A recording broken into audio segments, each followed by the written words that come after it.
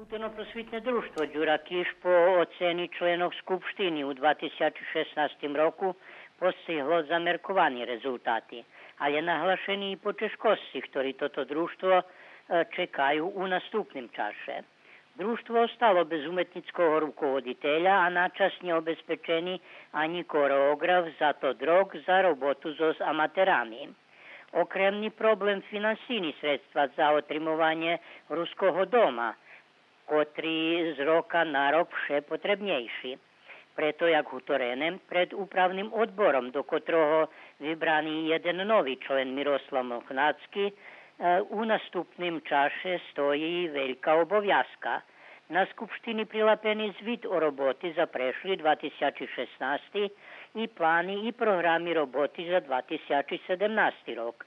Okremna uvaha bude položena na otrimovanje tohoročnog 10. jubilarnog festivala melodiji Ruskого dvora.